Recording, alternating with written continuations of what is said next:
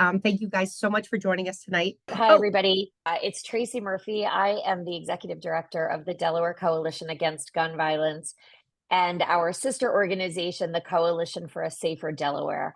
And our organizations in tandem focus on advancing policy, driving prevention education and prevention strategies, and building partnerships with the singular focus of building a safer Delaware. And this is something that I think is both an achievable and realistic goal, and also going to take a lot of work and a lot of people. So glad you all could join us tonight, and really glad to be here. Thanks. Second, we have Nicoré and Lavosha, who are going to kind of introduce themselves. They're together. Good evening, everyone. My name is Lavosha Callahan. I'm a case manager at the Center for Structural Equity, and it's nice to be here this evening. Thanks for having me. Thank you. And hello, my name is Gary Middlebrook. You can call me Nick, and I'm the Director of Operations at the Center for Structural Equity, and it's a pleasure to be here as well. Thank you. If you don't mind, if you guys could just kind of give like a quick, we'll talk in deeper about what your organization does, but a little bit about what they do, what you guys do. So here at the Center for Structural Equity, we deal with at-risk youth and take a holistic approach to the community as a whole. Right, we address the systemic issues that lead to violence, right, which is one of our foremost things that we do here at the Center for Structure. Of course, we do a whole lot of things, but if I had to sum it up in today's topic, is that yes, we are on the front lines of addressing the violence epidemic in the state of Delaware. And Mariann and Kenville-Moore. Hi, everyone. I'm Mariann Kenville-Moore, and I'm the Director of Advocacy and Policy at the Delaware Coalition Against Domestic Violence. And our coalition has been around for 30 years now here in the state. We're part of a national network of organizations that work to end and prevent domestic violence. And here in the state of Delaware, primarily our organization has been involved with raising awareness of the impact of domestic violence, also training professionals on how to, and others on how to effectively respond to domestic violence. And I am engaged in doing policy advocacy. Similar to Tracy and Becca, one of the roles that I have is engaging with our legislators and policymakers here in the state and at the national level to ensure that policies and programs and resources are allocated to support those who experience violence, and also to make sure those people who use violence have the resources and support that they need so that we can have a Delaware where people can thrive and be healthy and have healthy relationships. Because we believe that violence is preventable. We believe that violence is a decision, and that with support and information, we can help our society work to prevent it. Thank you so much, all of you. And let's get into, if you guys have any questions in the audience, you can either pop them in the chat. At the end, we will give you guys like 15 minutes to ask our panelists some questions. So some of the stuff that we read about last week, one of the things was the Second Amendment and the possibility, and I will tell you because there are studies against it, racist roots behind it. Have any of you heard that before? I just learned it in Kara Anderson's book, that the Second Amendment was basically because the states were afraid to give power to the federal government in case their enslaved individuals, rose up. That's the first time I've ever heard that. So there's disputes and there's not. So have you guys ever heard of that? Alrighty, Mariann. Yes, Yeah. You heard that before? Go ahead, Trace. I have as well, and I read that book, right, the second, and I think it's a very convincing argument. I think the bigger issue is really what doesn't have racist roots in our country, and so I think the assumption should be the way we assume when we walk into a space that someone has been personally impacted by gun violence. We also need to assume that folks have been that racist undertones exist in a lot of especially the really original documents that created our nation. I'm going to pop a link into the chat on that book, which was really, I thought, worth reading. Yeah. I just I read her other books. Her name is Kara Anderson. Thank you, Tracy. And for those, you don't need to write everything down because I will send you the chat along with the video. So if there's any links or anything that you need, they'll be right in there when we send it out. Nicoré and Lavosia, have you guys ever heard that before?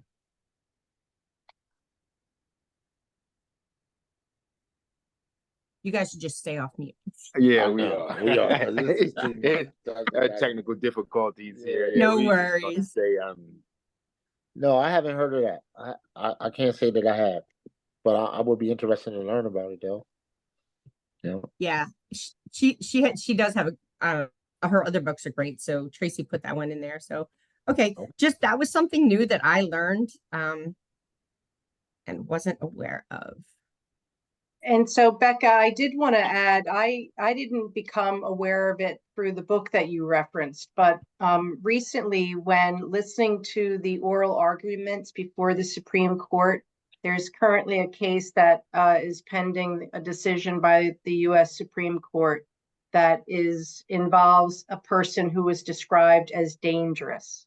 And one of the arguments against the statutes that identify domestic violence offenders on protection orders as dangerous, one of the arguments was that historically, our nation has identified people that they have determined should not have access to firearms because of various conditions, and dangerousness was one of those conditions. And so there was discussion of how these early laws were identified Black people, slaves in particular, who could not own or have possession of firearms. And that link really, for me, was just, again, as you mentioned, that historically we've had racism throughout. And so it's intertwined even from the very beginning. And continues to be debated about who is dangerous, and what those qualifications are, because again, that definition continued to include individuals and continues, to include individuals who've interacted with the criminal justice system. And so across the country, these issues continue to be debated about who should have access to firearms. And what are those? Yeah, absolutely. That's what I was going to ask next is, any one of you would like to cover the Mumford Act? Is it Mumford?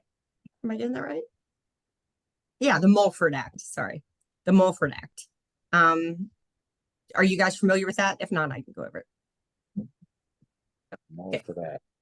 So, so during the 60s, when the Black Panthers formed, I think we know a lot of the pictures were gentlemen just in public with their rifles. That is when actually gun control began in our country. Not that we didn't have other laws. So, and this was just in the state of California. Okay. And so, and that was based on the fear. I think you just hit that on the head, Mariann. The idea of who is dangerous, right? With a gun. To ban the open carrying of weapons, it was drafted by a conservative assemblyman in California with support and help of an NRA representative and eagerly signed by Governor Ronald Reagan as a way to make it illegal what the Panthers were legally doing. So, not that that's the least bit surprising as well. All right. So Black gun ownership has increased from 14% to 25% in 6 years. And I'll throw that to any of you. And this is obviously registration wise. Why do you think in the past 6 years? So let me ask a quick question. Tell me what you mean registration wise. I mean, they're not off. These are taking actual statistics. So it says Black gun ownership has increased from 14 to 25%. So it's what they have record on as who owns the gun, I assume. So you can clarify if that's not the case. Well, I'm always curious about that because different states have different methodologies of record keeping. And I'm sure everyone on this call is aware that Delaware does not keep records on gun purchases. And so when when someone says, well, what's the percentage of guns purchased in Delaware by women, by men of a certain age? We don't keep records or demographics of that at all. So it's hard to really quantify what's really happening nationally when in fact record keeping on gun ownership is very, very spotty. So I always sort of take statistics like that with a grain of salt because we simply don't have comprehensive data on it. Okay. That's great, Tracy. Thank you for sharing that because I didn't think about that. Yeah, because Delaware doesn't have that, but obviously the statistics came from an article and I can't give you the exact state that they base it off of or national average. I have to look it up. So, do you think that people of color are equally protected by the Second Amendment?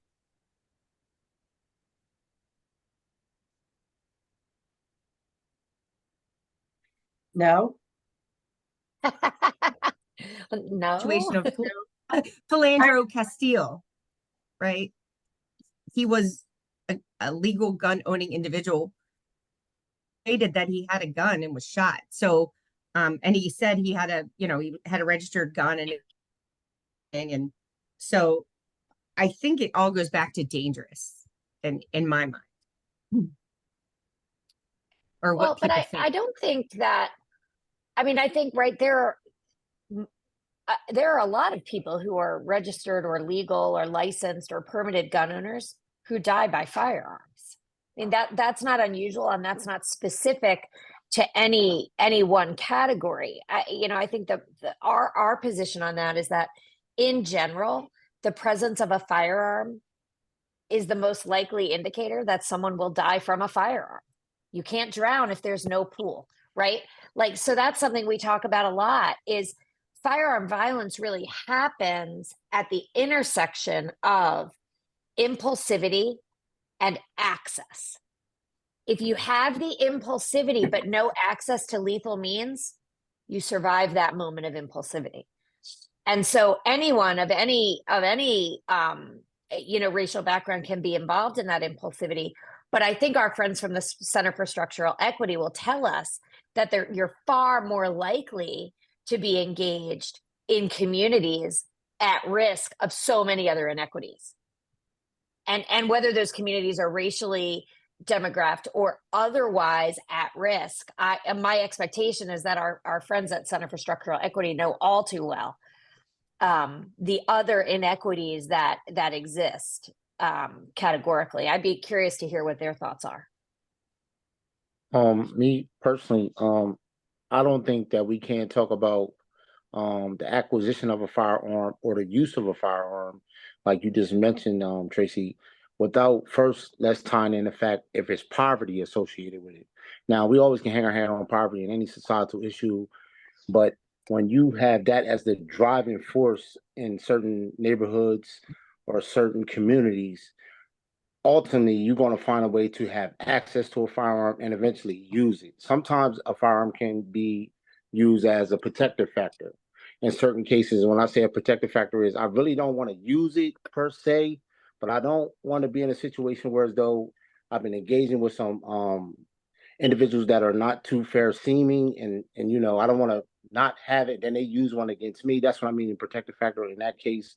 But in the same sense, the poverty issue, when you talk about anything that's considered a violent act in anywhere USA, poverty is the underlying theme that drives anybody to commit any illicit acts.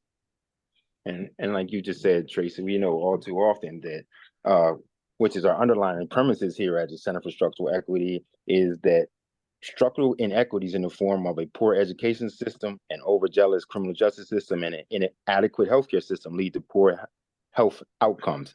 And not just what we describe here at the Center for Structural Equity, which most people, it's the news media and the newspaper and other outlets, they basically make it that sexy violence, the homicide. But when you see those, a poor education system, an over criminal justice system, and an inadequate health system, you're going to get all type of poor health outcomes, poverty, right? High blood pressure, high cholesterol, high unemployment, low education test scores in the school, right? So, you know, these things, if you don't address these systematic inequities, that you're going to have things like gun violence. Yeah, 100%. And right answer. We're going to move on to gun violence and suicide. And Tracy, I know I've heard you do public comment about this. So if you wouldn't mind sharing some Delaware statistics about the same report also said with the increase of people of color owning guns, also the increase of children of color and suicide has gone up recently. I don't know if that's true. It was in the same article. So I think this is sort of the topic, and in a second I'll pop an article in from NPR a week or so ago that featured a colleague at Ceasefire PA talking about this very issue, right? Approximately nationwide, 2/3 of annual deaths by firearm are due to suicide, and about 1/3 are due to homicide.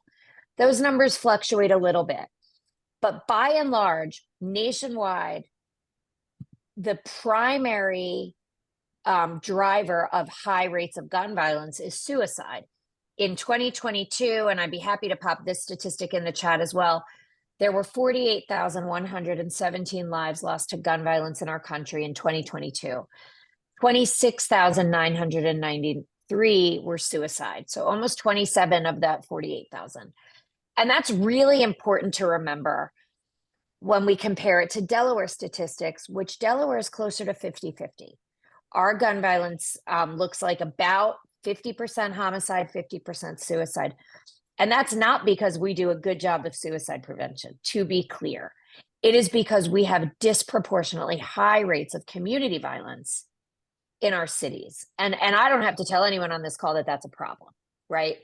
Our cities are, I will never forget Representative Chukwuocha standing on the floor of the House and saying, my city is under siege, help us. There, he was begging his colleagues to support a ban on large capacity magazines, which ultimately passed a couple of years later. But Representative Chukwuocha knows this intimately, right? He's represented the city where he lives for a long time. He's a social worker in the city where he lives. He's got personal experience and personal loss due to gun violence. He served in the military. He's highly trained on the use of firearms, and he knows the dangers, right? But yeah, suicide, nationally speaking, is the largest contributor. But I want to remind everybody that far more people are injured by firearms than die from firearm violence. So roughly, if we say roughly 50,000 died, which is a staggeringly high and preventable number in 2022, we can assume that around 150,000 or more were injured and survived. And suicide attempts with a firearm typically are fatal.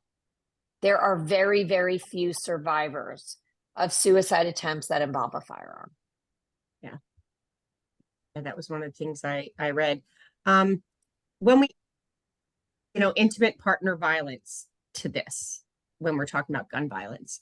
Mariann, if you wouldn't mind talking a little bit about some of the statistics and kind of how they correlate and with domestic violence, the gun violence. Yeah, definitely. So, and as Tracy said, when we do this work, we really want to know where the statistics and the data are coming from. And so the work that folks like Dr. Jackie Campbell, who is currently now at Johns Hopkins, has been researching for the last 20-25 years is where I'm going to base my remarks from, because her work and the work of her team continues to be some of the leading work in this area. And that's, as Tracy mentioned, that when a firearm is present in an intimate relationship, it's 15 times more likely to be used by an abusive partner against another. And so that impulsivity, the access to the firearm, the ability to use it as a form of either threat in the immediate or a form of coercion to to get people to comply and be submissive and within somebody's control is something that's been well documented. And is also domestic violence by firearm is also one of the leading causes of fatalities and death. You know, again, we have many cases of people who are having fist fights, perhaps have even been strangled. But when firearms are introduced, it becomes an even more likely, you know, deadly outcome, unfortunately. And in Delaware, it continues to be one of the leading causes for unintended or unexpected death for adult women. So it continues to be a real issue here in Delaware, which is why our organization, along with others, worked with the Alliance Coalition Against Gun Violence to support permit to purchase. We felt that having that opportunity for a time period, but also the ability to do some background and make sure that this person is really legitimately supposed to be able to have a firearm is an important step. Because we know here in Delaware, unfortunately, we have individuals who have restraining orders against them where they've been ordered to not have firearms in their possession, but they continue to go perhaps to other locations in the state or across state lines to try and purchase firearms, even though they've been told not to. And fortunately, we have integrated systems where various states can share information, but having better policies around that is something that we also want to work on.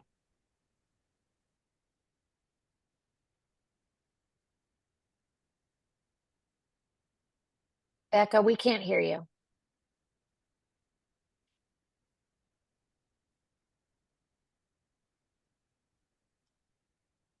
No, You're we muted. can't. But You're- I know that Tracy, one of the things that oftentimes comes up with domestic violence, and one of the questions that you had shared is what role gender plays with regards to the discussion of firearm and gun violence. And again, we have these notions within our history about how we are to protect ourselves. And so frequently what we see is whenever we have discussions about the risks associated with firearms is a push from people who are more pro firearm ownership that, you know, having firearms is going to keep people safe. And so we have to do, our coalition regularly is doing education around these issues to make sure that people understand that firearms perhaps in certain circumstances may make you safer, but in most situations, when we do safety assessments and work with people, we recognize that firearms might actually place people at greater risk. But what we also see is that when victims use firearms in self-defense, they frequently become the subject of an investigation. And they become the focus rather than it being viewed as self-defense. They then become justice involved themselves and perhaps are arrested. And there have been so many individuals throughout history, and even in recent time, that we see that still remain in prison, perhaps with legitimate self-defense claims, but juries found them guilty.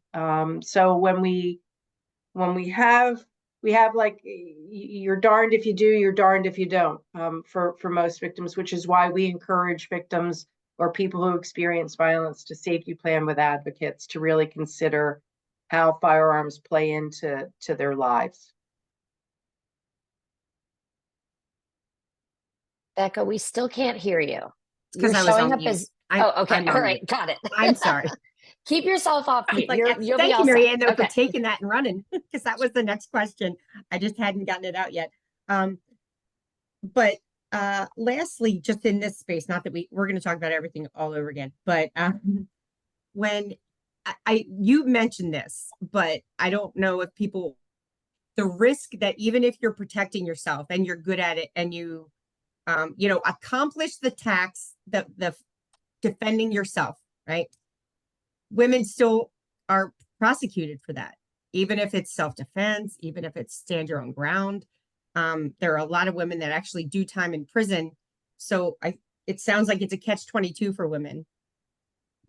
Like, have the gun, know how to work it, but then possibly, if you defend yourself, possibly go to jail, or your other partner can take control of the gun. Those are kind of the two things that I hear.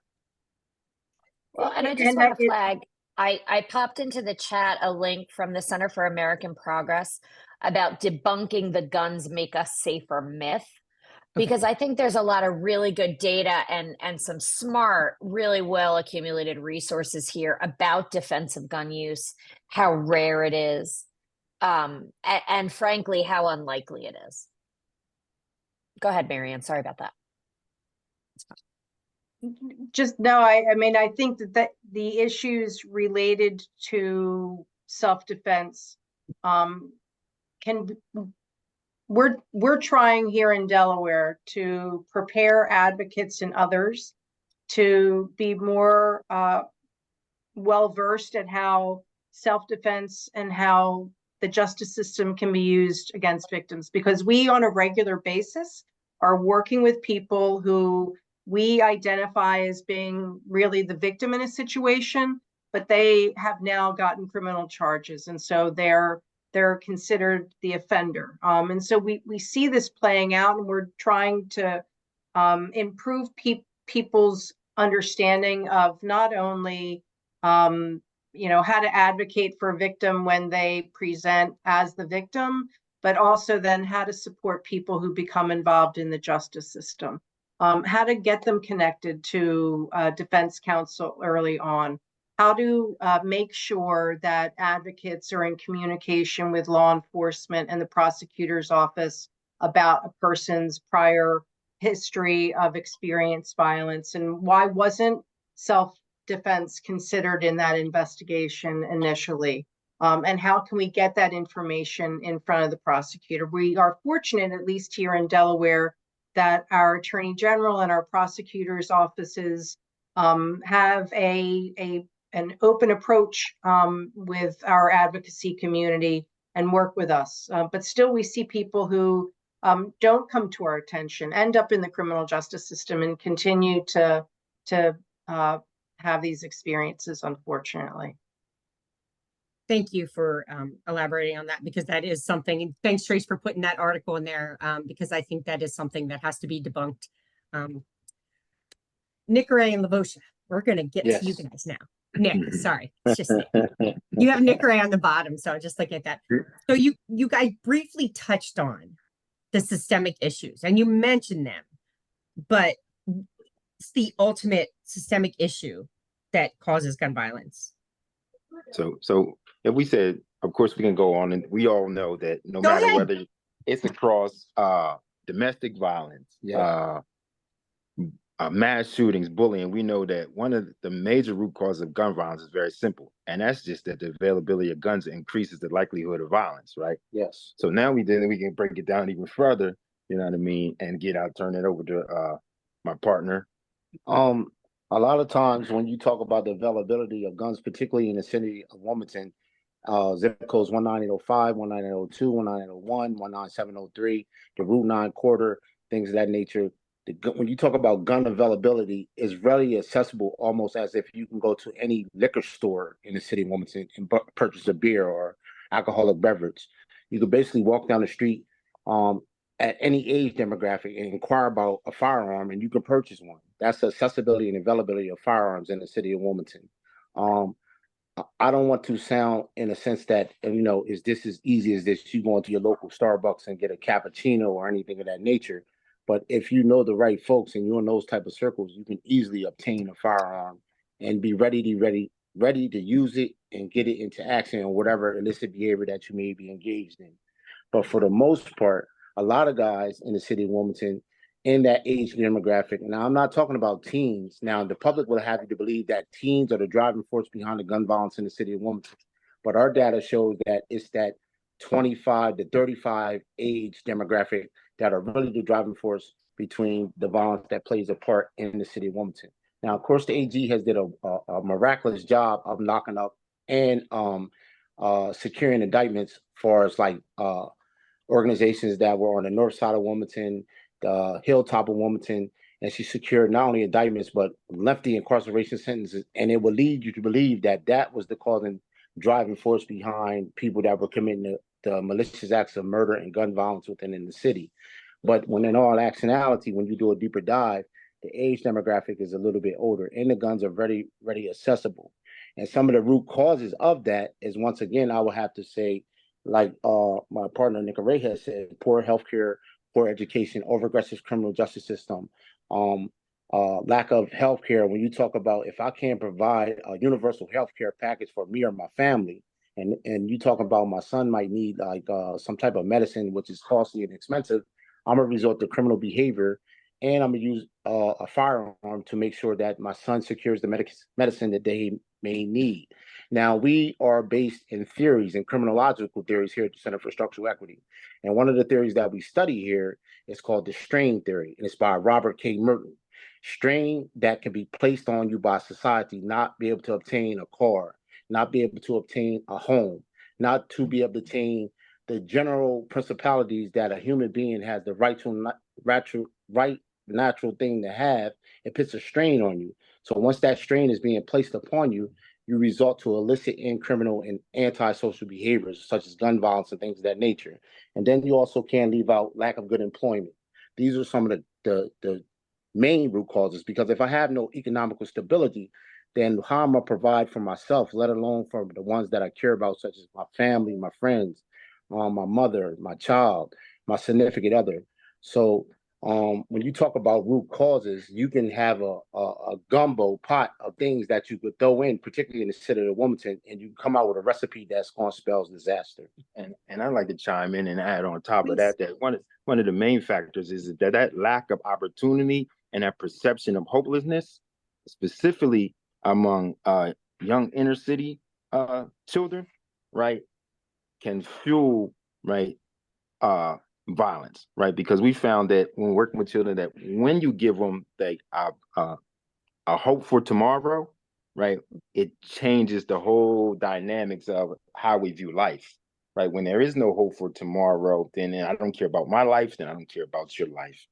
You know, our mentor and our friend Daryl Chambers always tells us a nice antidote when he's speaking about someone that he knew that were had a sense of hopelessness at one point in time, and they were speaking to their mother, and they referenced about the hopelessness that they had in regards to paying off a substantial amount of debt that they had incurred. Mhm. And then when the person was telling our friend and our mentor and our brother Daryl Chambers the story, he said, "Just give it a while, and we're gonna see how it plans out."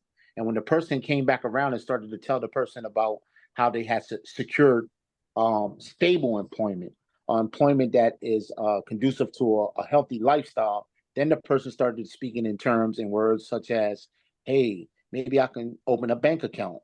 Maybe I can start putting some money away. Maybe I can secure something for my future that's down the street and around the corner."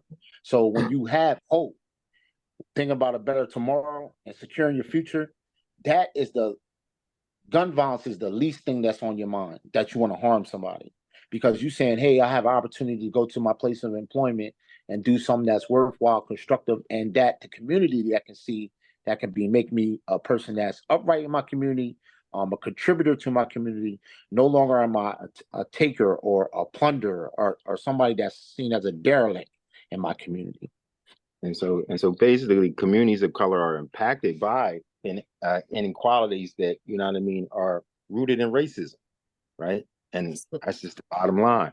And so, you know, we live in hyper segregated poor neighborhoods with underfunding, right? We have underperforming schools, we have lack of health care, right? We have that overzealous criminal justice system, right? And these all lead to poor public health outcomes. Yes. You know? Ironically, I just talked to, oh, sorry, Trace, go ahead.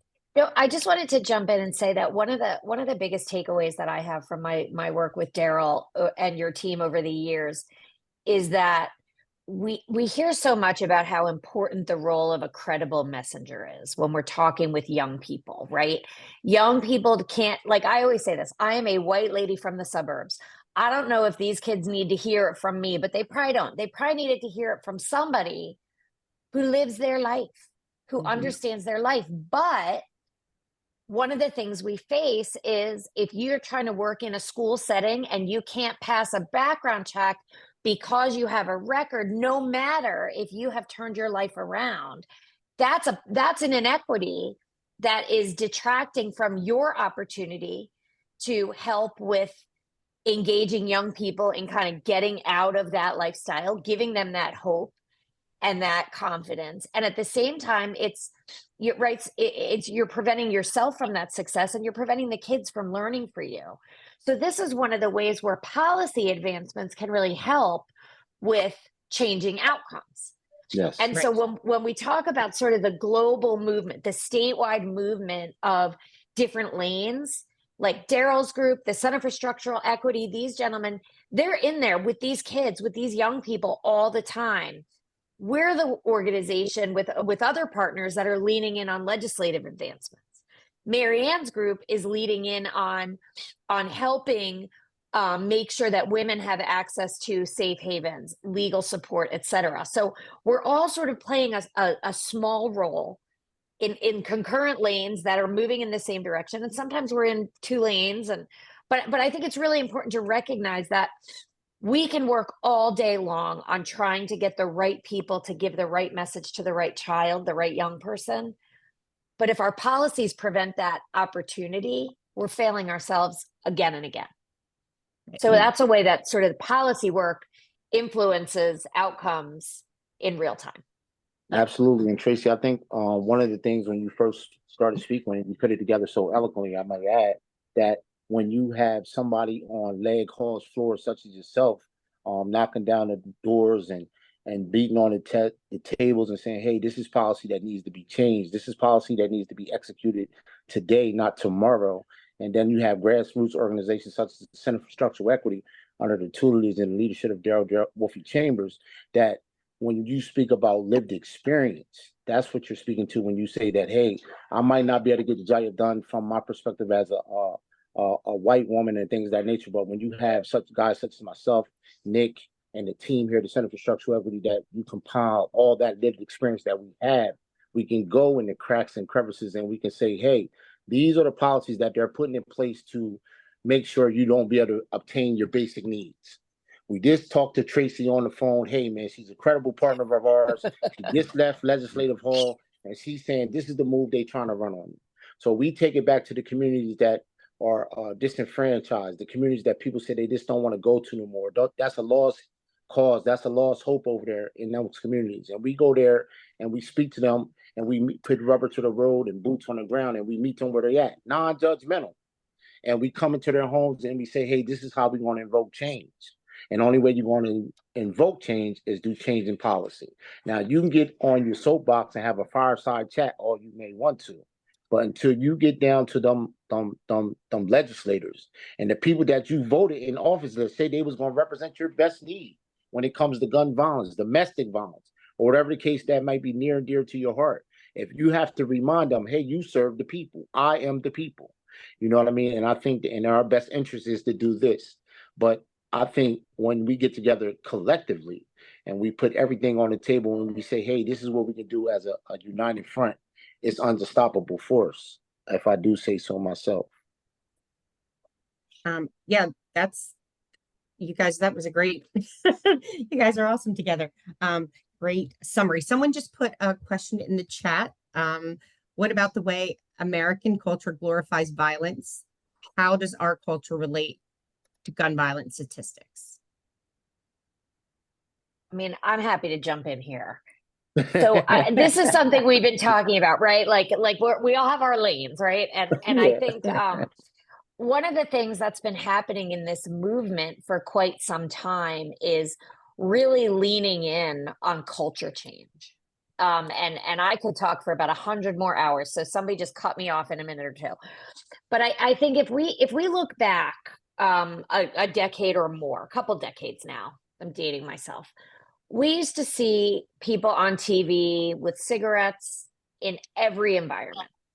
And now when you put something on TV, it tells you right away if smoking is in there. It's like one of the things that it warns parents, right? This show includes violence, smoking, and brief nudity. Why is violence not categorized as gun violence? Hand-to-hand combat is violence. Karate, you could say, is violence. We're not talking about gun violence, and that's because of the big bad wolf, which is the gun lobby, right? Who has done an incredible job, the best in the history of the world, frankly, at marketing. Mm-hmm. Right? Gun ownership declined from the 70s to about year 2000. The consumer base was shrinking, and it was presenting a problem for who? The people who benefit from gun violence. So let's never forget that somebody benefits from this. And there is a whole category of conversation called disaster capitalism. And these are the people who capitalize on disasters. So let's put it in a different lane, right? Think about 9/11. 9/11 happened. All of a sudden, every airport in the country has a whole screening outfit. They've got equipment, they've got personnel, they've got the dogs, they've got a whole bunch of things. All of that is disaster capitalism. There is an industry out there that is paid to address this disaster, right?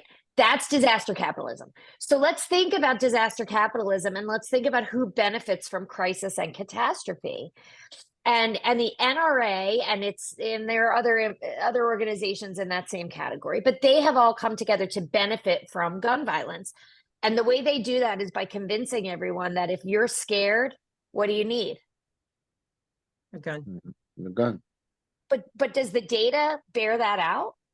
Or does the data tell us that more guns don't make us safer? Because they don't. We have more guns than any other civilized country in the world, readily available. We also have more gun violence. So, and I hope I'm getting your name right, Alicia. Your question about our culture glorifying violence is right on. And until we change the culture, we're just going to keep chasing the solution and throwing good money after bad. Yeah.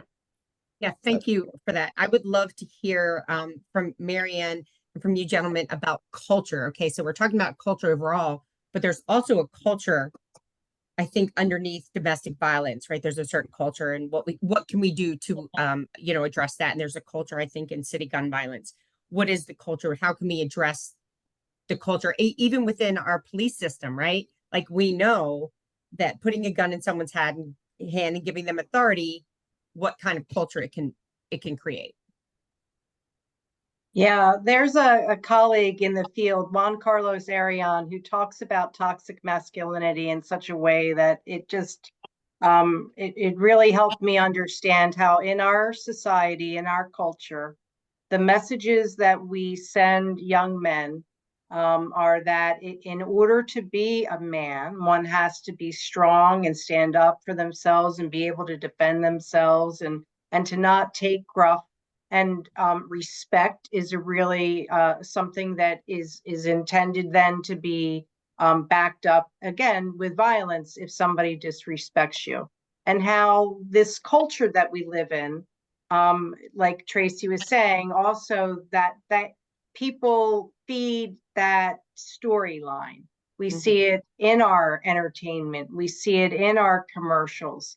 And we also see violence and objectification of women in particular. I mean, we objectify men and we objectify women. We objectify children. We objectify people in general. But we see how the objectification of females in the media. I remember listening a number of years ago to a young woman who was involved in human trafficking and sex work.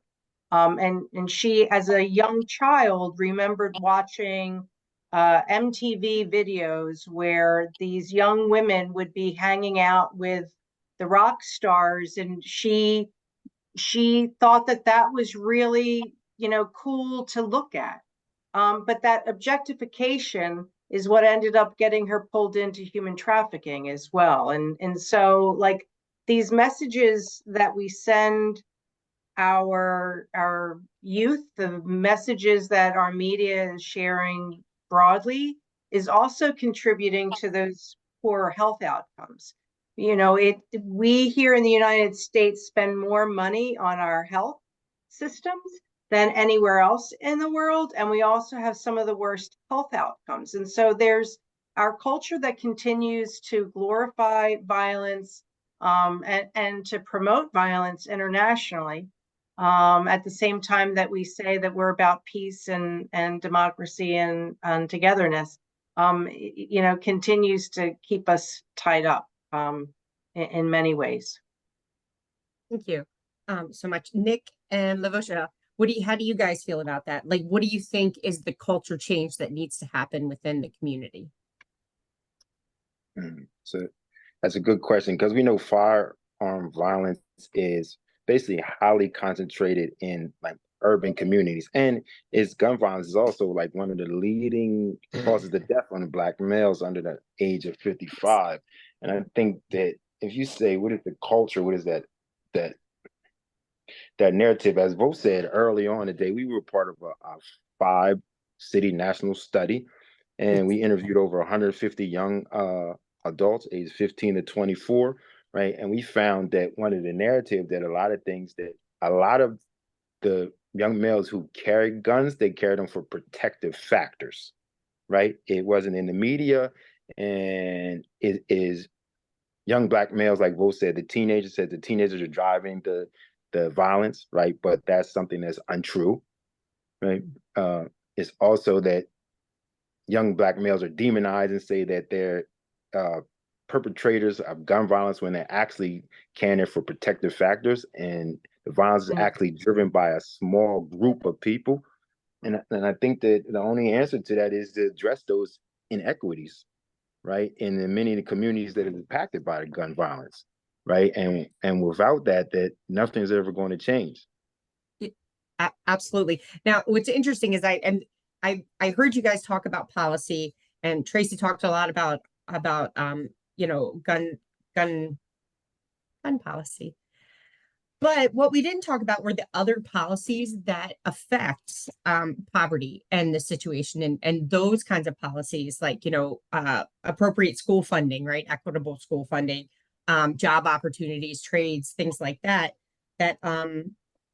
you know, there's policies too that go directly to that, that can kind of support the, you know, the community, you know, whether they be safety nets or things like that. I mean, we're always looking to increase those particular things. But do you guys ever consider those types of policies? Like economic policies, basically? Yes. Yes.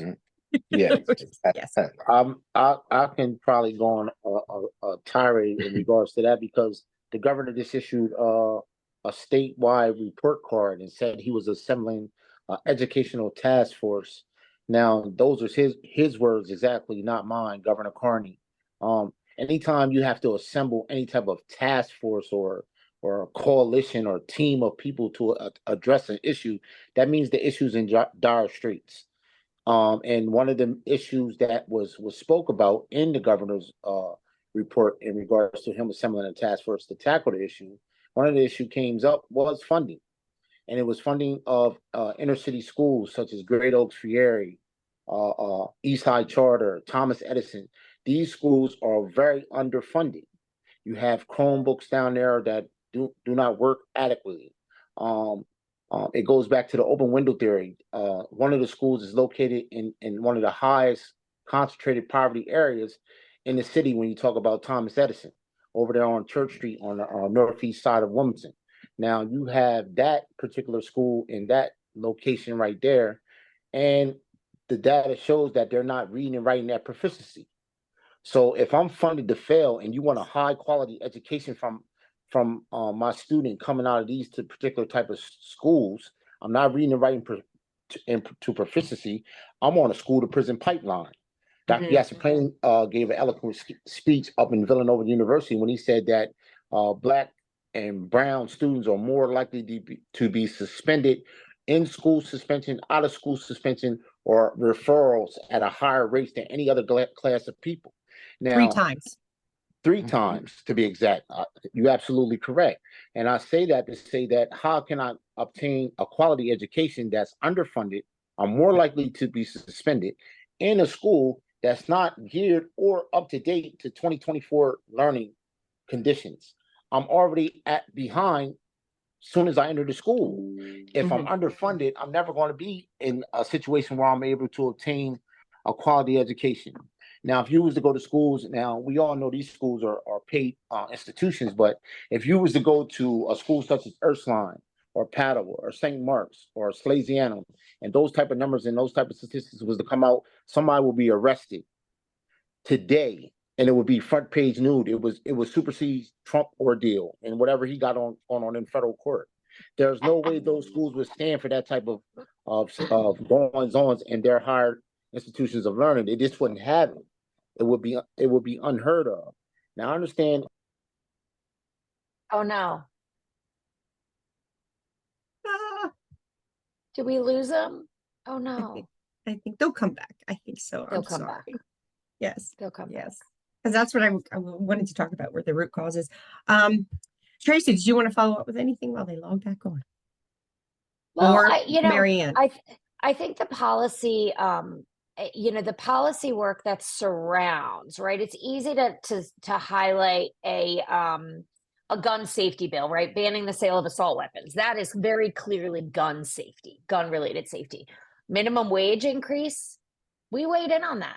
We believe that raising the minimum wage was really important for erasing some of those structural equities. Oh, good. Thank God you're back, because they said jump in and I wasn't Tracy to ready. the wolves.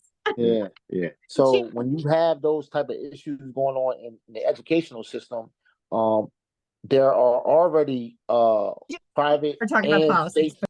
Yes, there are already private and state funded correctional facilities that are already mapped out for 10, 20 years down the line, because they already know them bids are already filled.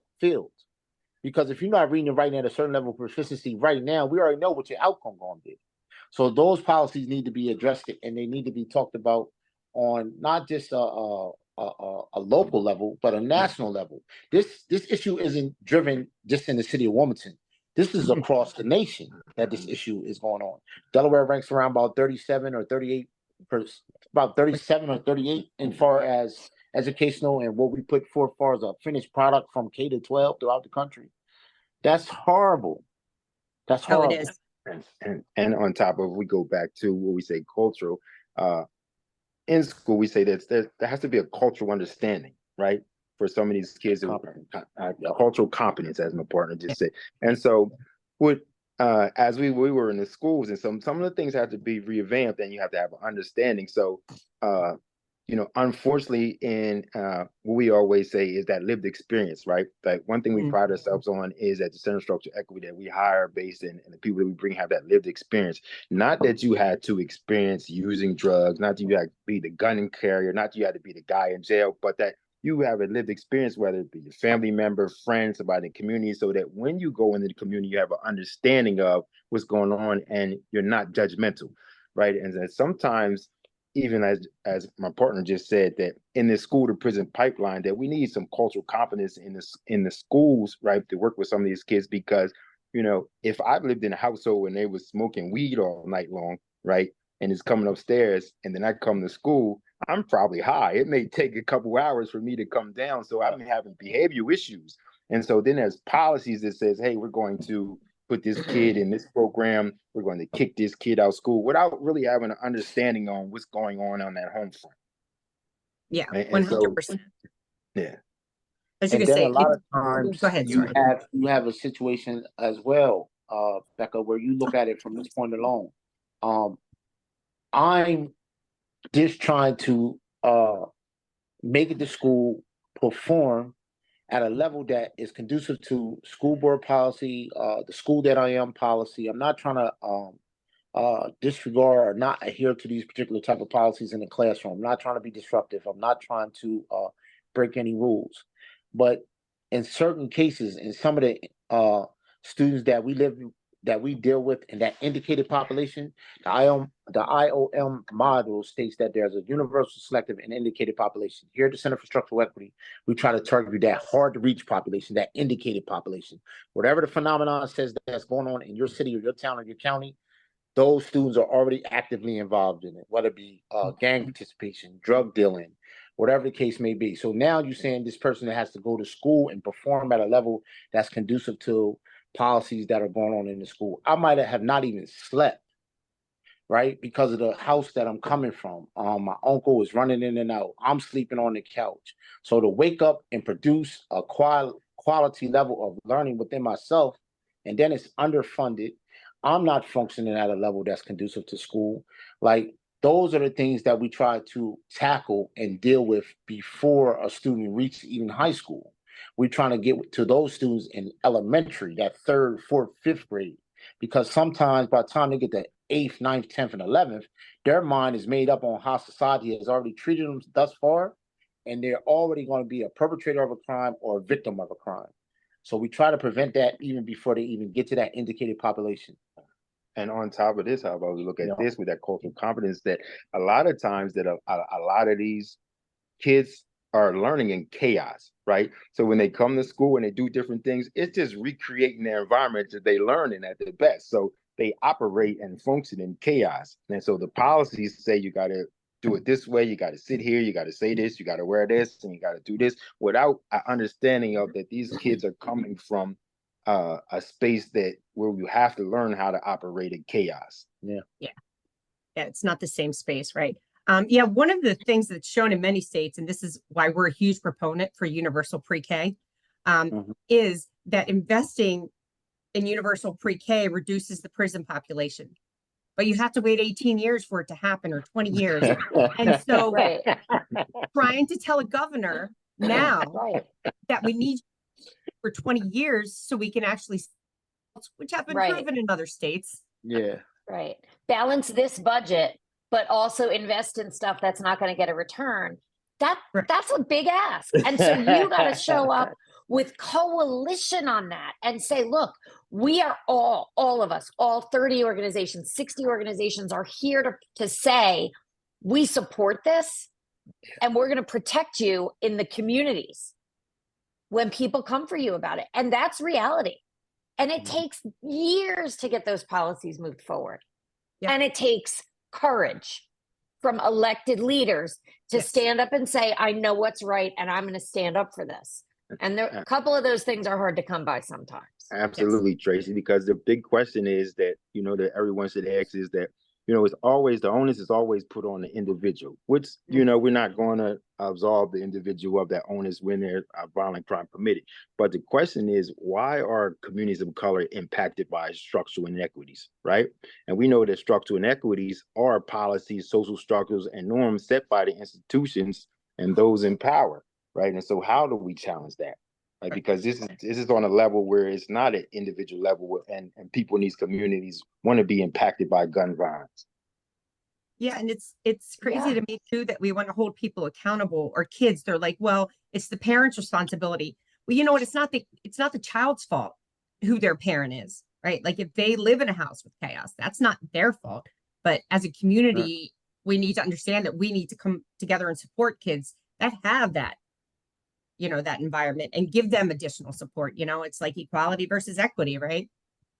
Yes, and I think I think we're coming along though with data that supports that if we provide people with universal basic income and we address issues of poverty, we then can help people have better long-term outcomes. And so it's the work that they're doing at the Center for Structural Equity, and the work that is happening in other places in the state that's collecting data and talking to people, that also is important. It's that coalition, but we also have to show that it works, and we have good evidence of that. And I think we just need to continue to work to push that type of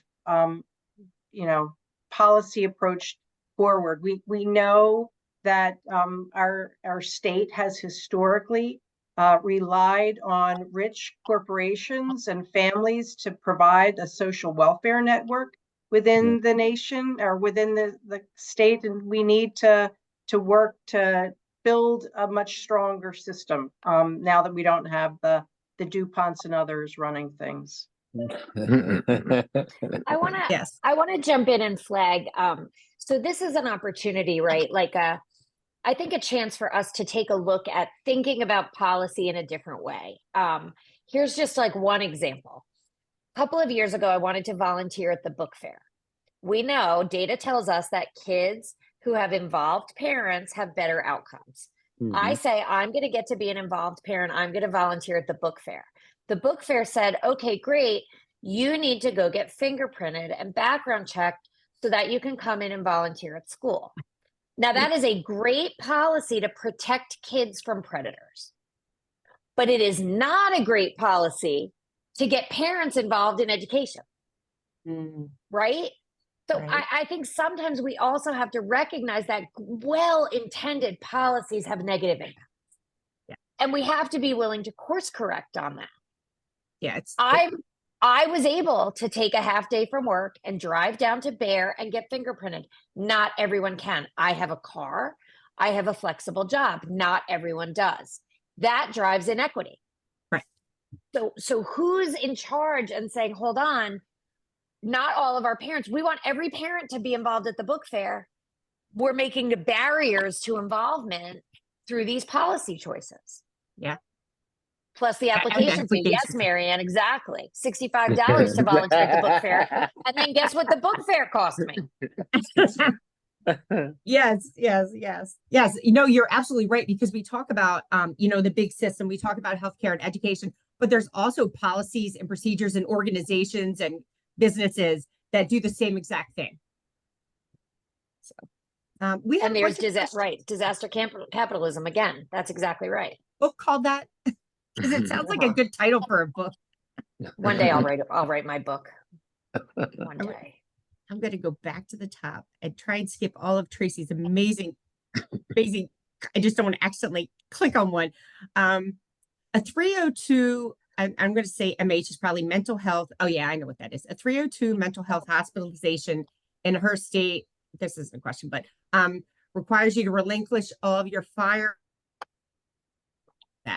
So is that similar in Delaware? That would be a Tracy question. Or anybody.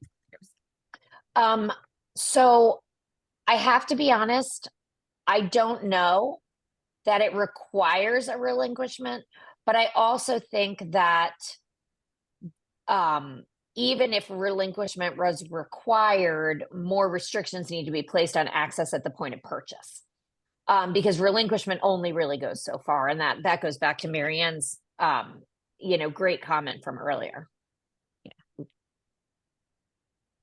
right, you talked about American violence. So this is a question for the gentleman from the structural equity. What are some of the specific Delaware policies that inhibit the young people you work with from obtaining those entry-level jobs, restaurant service workers, retail stores, that the public believes to be currently available? Is there an academic enrichment aspect to your program?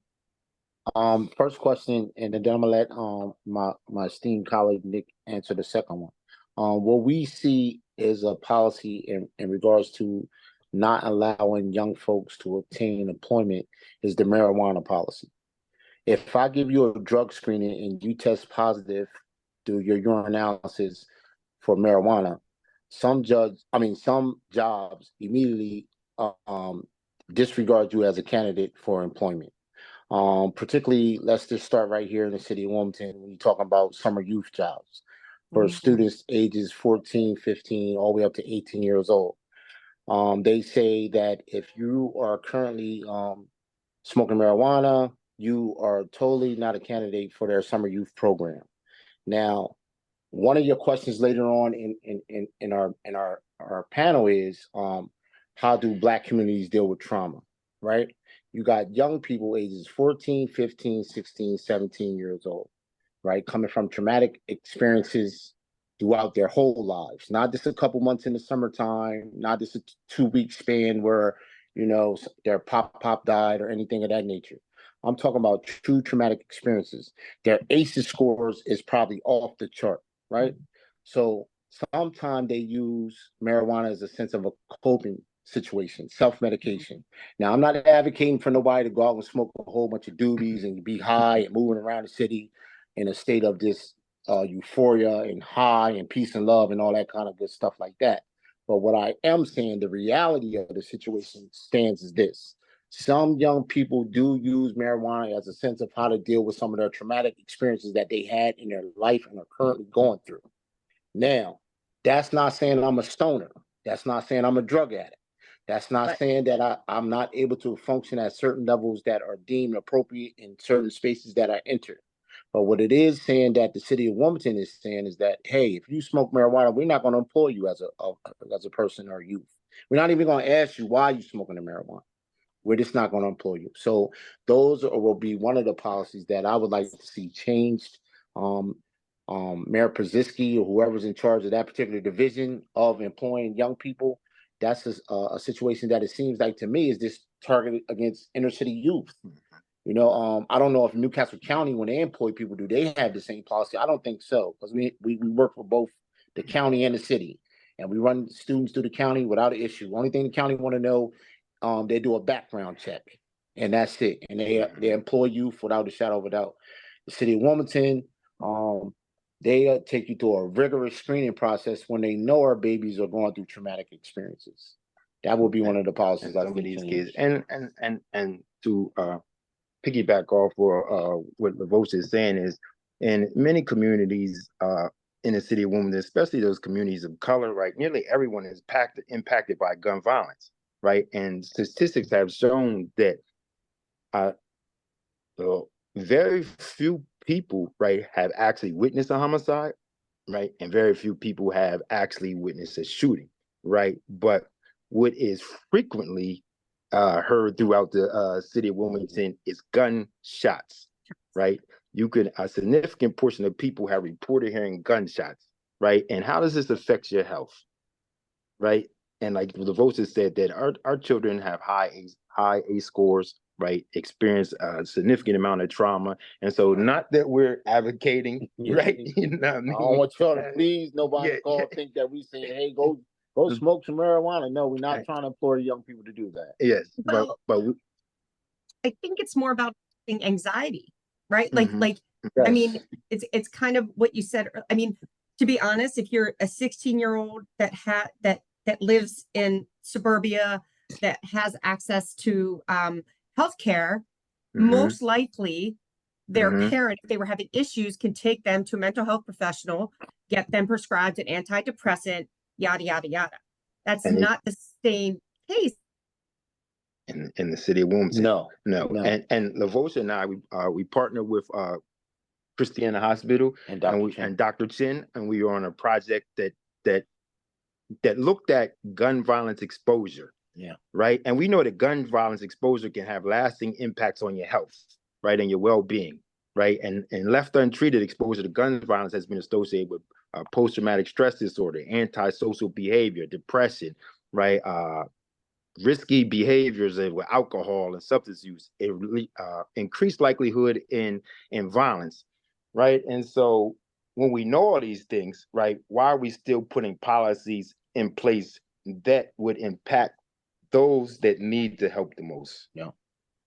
We had the opportunity with Nick was speaking with when we partnered with Dr. David Chin down at Christiana Care, what we found out using latent class analysis and the model that we use interviews of individuals from the ages of 18 to 30. We had focus groups, 8 participants in each focus groups. Focus groups consisted of male groups, female groups, and then we blended the groups. And we asked them, have you seen, heard of, knowing somebody affected by gun violence, right? And what was the correlation with that between your health? We ran that project over around about 6 to 8 weeks here at the Center for Structural Equity. And what we found was our findings were as simple as this. It was impactful. If I was a person that heard about it, I was impacted by it. If I hear a car backfire, I automatically associate that with, is somebody shooting? If I heard about somebody getting shot, it does something to my psyche in the sense of, am I the next person to be shot? And if I was the victim of a gun crime, now I'm saying to myself, I'm so vulnerable, and does my community perceive me to be weak because I was impacted by gun violence by being a victim of a gun crime? So now I have to make sure that my community knows that I'm not weak. So I'm back out here in this same corner and exposing myself to these same detriments and these same things that cause me harm, just to prove that I'm not a person that shies away or fears away from any adverse thing that might come my way. So it does something to your mental, and there is a correlation between the two. And what we also found was that individuals associated that with the sense of now I can't move because I'm economically strained, so I'm stuck here. So those three things that he just mentioned, it has me reverting to all types of illegal substance abuse just to deal with it because of lack of health care, like you mentioned. So I might increase drinking, I might increase marijuana use and things of that nature. But I don't want to leave out the second part of the person's question. I want to address that. In regards to education, here at the Center for Structural Equity, we run several evidence-based programming here at the Center for Structural Equity. And one of them is Youth Empowerment Solution. One of them is MEET, Mentoring, Education, Employment, and Trust. One is BOTVINs. These are cognitive social programs that we run to address students' decision-making, their use with drugs and alcohol, their use with participation in gangs. The first hour you're in the Center for Structural Equity, automatically we want to see your home access center information. We have homework hour to address your reading and your writing and your math. We are constantly in communication with the staffs and the schools that we're partnered with to say, hey, here's such and such. They're not doing this well in this particular marking period. How can we best serve you, the student, the parent, and the school? And on our end, when they get with us, what do you think we need to be working on? So the school or the parent, the teacher might say, hey, well, I think he needs to be addressing his ELA grade, or I think he needs to be addressing his geometry, or she needs to be addressing her geometry grade. So that's how we address academics and education when they enter our building. And then on top of that, we're in schools. When Christina, with Clay, Brandywine, Votech. So we pretty much try to have our finger on the pulse of the educational system from our perspective and where we see it and where we can engage and help and aid and assist the parent and the student in the school. Because we believe education is the key, right? And, and it definitely changes everything. If the more education you have, the better decision-making skills you got. And like you said, again, in the end, if I guess I could just sum up everything that Lavosa just said, is that that exposure to gun violence, right, exacerbates already existing social and economic inequalities, right, and it further perpetuates gun violence, right. And so we know that direct exposure to violence, right, is the best predictor of whether you will later engage in gun-related crimes. And so we've got to address the underlying issues that expose our community to violence. Oh, interesting. Someone thanked you for pointing out the policy between Wilmington and the counties. I'm actually going to check on that. I'm so curious if the county does any kind of. That wouldn't even occur to me to test a teenager, but that's me. I'm probably old. I mean, I'm not saying that they're not smoking it. I'm saying like I've never heard an organization test youth. That's all. Yeah. I know they smoking it everywhere. Walk through Wilmington. Okay, so I think everything else was just really comments. If anybody wants to come off mute and ask any of our panelists question, you don't have to stay hidden. You guys can come off mute and ask a question. If you guys don't, I got more. I do have a question. Please. Yes, my question is, when we talk about gun violence in youth, typically we are speaking about young African-American males. But we also know, ironically, that young African-American females are suspended and penalized in school more likely than their white counterparts. And so I want to know, what is the relationship between young African-American females and gun violence? Good question. That's the largest population in prison, or young Black women is the increase in the population in prison. That's the one that's growing right now. I don't know. Do you guys have any thoughts on that? Ekere Labosha? Do you have women in your programs? Yes, we do. We do have young women in our program. It definitely has a disproportionate impact on racial and ethnic minorities, particularly neighborhoods that have historically been undersourced, racially segregated. Women sometimes don't get considered or even thought about when it comes to gun violence. This like, you know, the typical stereotype that goes along with that. But most definitely, that is an issue. Or as women of color are more likely than their white counterparts to be shot and killed. Not only just shot, Yes. but let's just add on that part right there, killed by a firearm. And Yeah, they're twice and as likely as white women to be fatally shot by an intimate partner. I guess that ties into the domestic violence piece that she was speaking to. So, you know, in some cases and points, guns are used in more than half of all homicides when it comes to women. So that part right there is really, really, really serious, and it really needs to be looked at with a fine-tooth comb. 4.5 million. And adding on to that, right? We've already talked about educational disparities in this population, right? Nick's point was, if people aren't doing well in school, they're not learning the critical thinking opportunities that they need to make better choices when they're confronted with them. And so all of a sudden you can see how the educational outcomes piece really feeds into this, because now the critical thinking is replaced by impulsive action, risk-taking behavior. Critical thinking is what we're taught to balance that. And if we don't have that opportunity because our school is not set up to manage all of the different impulses that's going on in our school, right? We are going to have bad educational outcomes that's going to just feed into that vicious cycle, and it just keeps coming around and around. Yeah.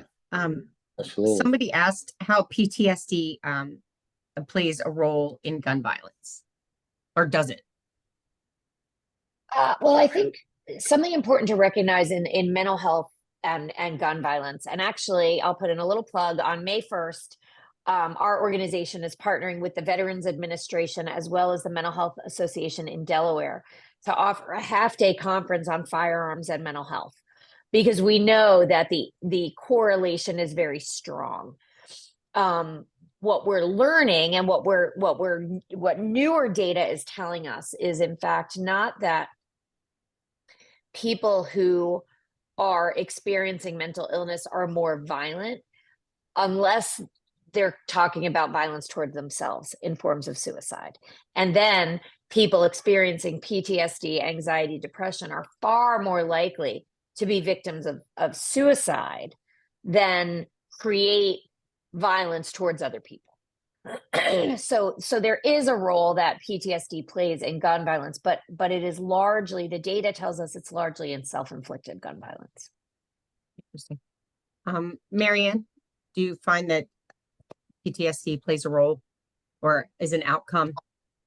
I mean, I think it cause and effect, right? So we've heard it talked about how the exposure to hearing gun violence, hearing about gun violence, growing up in communities where there's greater exposure to gun violence, you're going to have greater risk of developing a post-traumatic stress disorder or other trauma reaction. But definitely when people have mental health disorders, as Tracy was talking about, we also see that high incidence of suicidality. And for domestic violence offenders, when we have, kind of a situation where you have somebody who has access to a firearm, it perhaps has unstable thinking, delusional thinking about the world and their partner. We also see greater risk of mass shootings, right? We see situations where people perhaps think, well, if I can't have this person, then there's no sense of me living. There's no sense of them living, and I'm taking everybody out. So we also see that greater risk, which is why our organizations and Tracy's, we work with mental health providers, but also law enforcement, so that we can train people to understand these connections, so that when they're responding to a scene, they have greater skill in handling it, because these situations can escalate and create even greater danger for more people, unfortunately. Well, and then another correlation is that greater PTSD symptoms are also associated with non-secure firearm storage practices. So there are correlations beyond actual violence that go into deeper risk for those in the household, in the family, and in the community. We know that 75% or more of school shooters get their gun from home.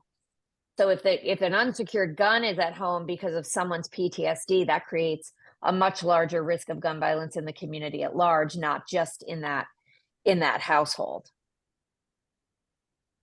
Oh, there's a question in the chat that's for Mariann, and it's a good question. All right. We got 5 minutes left, but we'll give this and yeah, so that is it's interesting, because there used to be, again, after time, there are myths that develop about all sorts of things. There used to be statements that would indicate that there was increased violence around the holidays, or New Year's Eve was a bad time for domestic violence, or Super Bowl Sunday was a bad time for domestic violence. Truth is, people, every day is a bad day for domestic violence. It's prevalent. It's experienced in communities across our nation, rural, urban, suburban, resort. We are also, because of studies, we have a better understanding now with our studies with kids in school and in high schools, that as early as 10 and 11 years old, our kids are experiencing violence in their relationships. They're experiencing coercion and sexual coercion in the relationships. And so, it's a very prevalent thing, unfortunately. It's why 1 in 4 women, 1 in 6 men will experience it in their lifetime. So that's why we talk about it so daggone much. But it's not just, it's not more prevalent in a particular time of year. Wow. At least it doesn't appear that way. However, there are 2 times of year where the Division of Alcohol, Tobacco, and Firearms sees the highest request for NICS background checks, which is the National Instant Crime System. And largely when a background check is performed, which every state is required to have a basic background check. We just closed we are currently closing the gun show loophole. That's for private sellers, but background checks are largely happening. There are 2 times of the year where those are happening the most frequently. Any ideas? I love to see if people have any idea of when these are. What do you guys think? I would say Christmas as a gift. Holidays. Nope. Okay. Well, okay, maybe. Anyone else? You got us.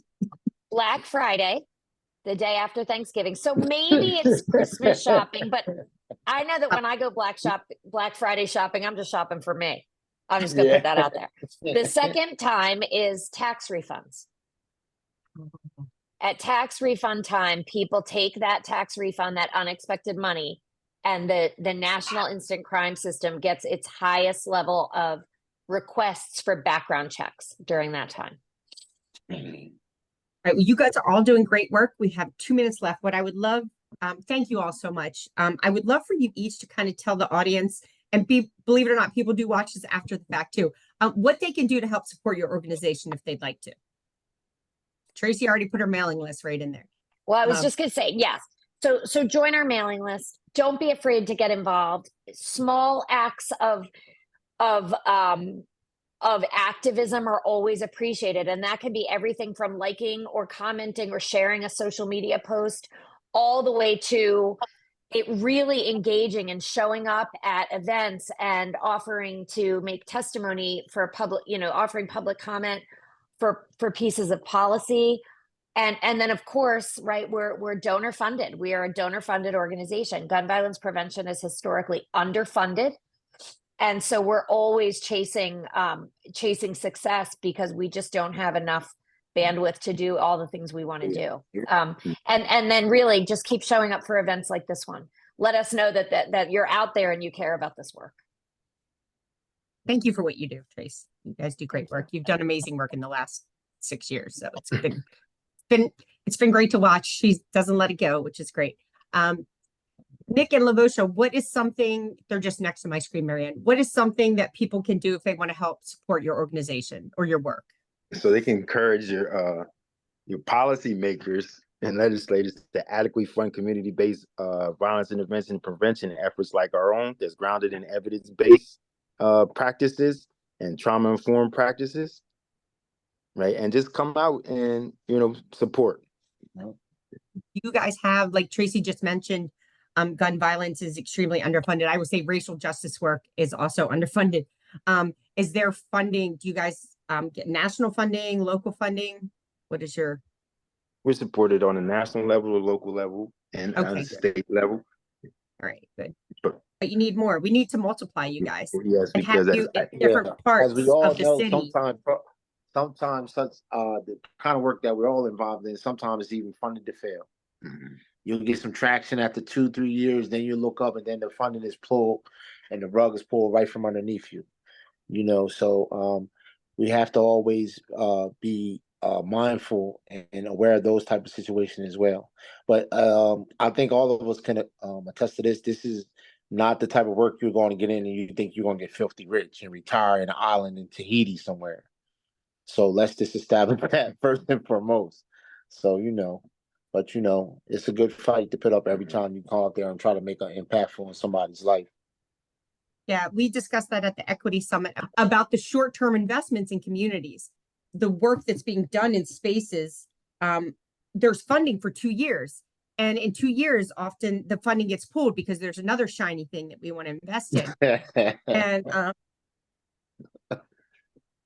if it's shiny, we want to make sure that we're checking the boxes. Yeah. So that is really an issue. And someone recommended philanthropy, government, and nonprofits all getting in a room together and talking about, like, we need to fully fund the nonprofits, especially ones that are giving you good outcomes and you see it's evidence-based, and we don't. So as a state, we don't. So Mariann, what can people do to help support you and DCADV? I mean, I think my colleagues have all expressed similar sentiments, which is to stay engaged and to stay informed. And for me in particular, since most people know someone or will know someone who's experienced violence, to learn about how to be a good resource and an ally for that person. Learn how to be a support and get folks connected to resources where they can find safety and support. So I've included our website as well. And thank you for this evening. Absolutely. Thank you, guys. Go off and have a wonderful rest of your night. Thanks again. Thank you. Thank you. Thank you. Thanks, guys. Thanks so much, Becca. This was great. Great to see you all, friends. Okay. All righty. Everybody have a great night.